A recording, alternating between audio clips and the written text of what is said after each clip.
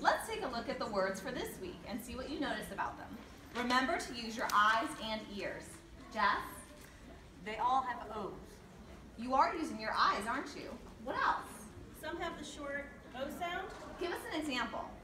Spot has the ah sound. So, some have short O sounds. What about the others?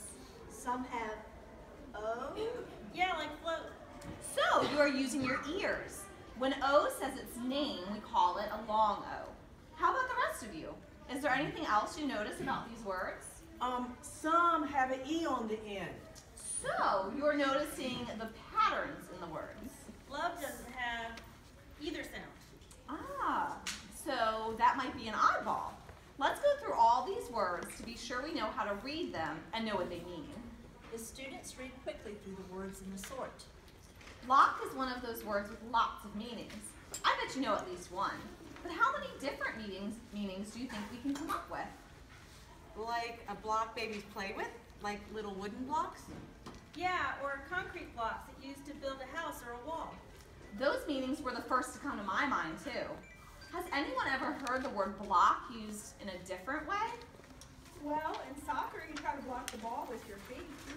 Interesting. The word block used in that context is a verb. Any more ideas? Like to walk around the block? That's another one I hadn't thought of. I'd like you to illustrate some of those different definitions this week in your word study notebook.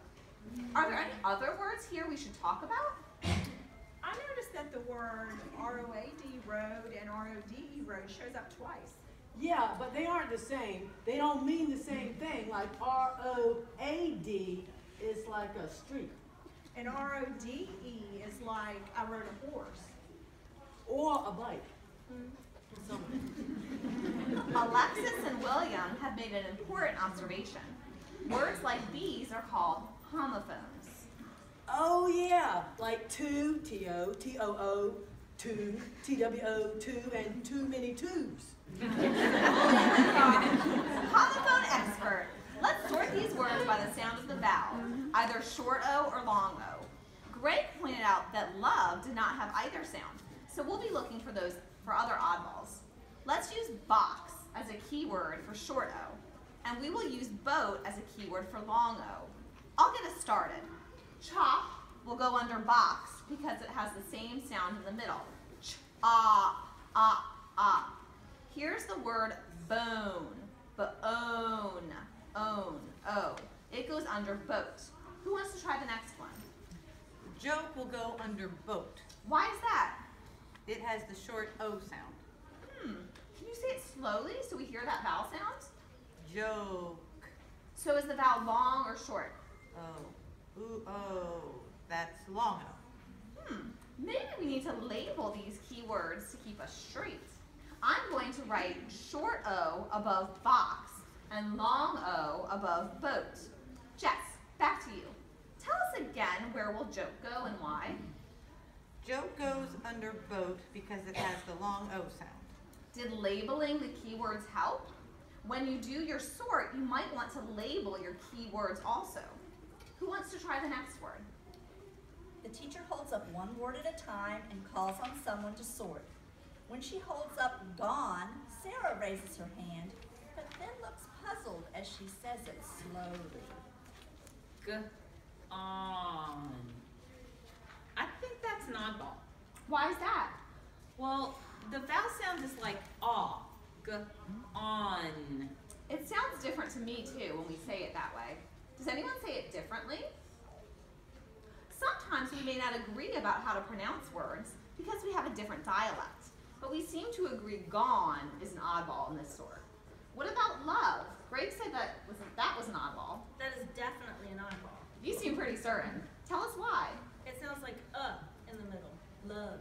Do we all agree? I can tell you are really paying attention when you catch the oddballs. The group works together to finish the sort. When we finish sorting, it is always a good idea to check our work. Since we sorted by the vowel sound in the middle, let's listen for that as we read down each column. Students read the words in the columns. Now, turn and talk to a partner about what you notice about the words in each column.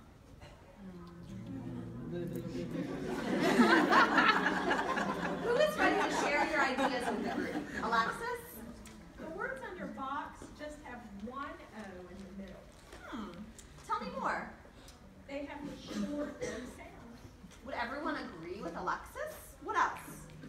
Some of the words under vote have OA, and some have an E at the end.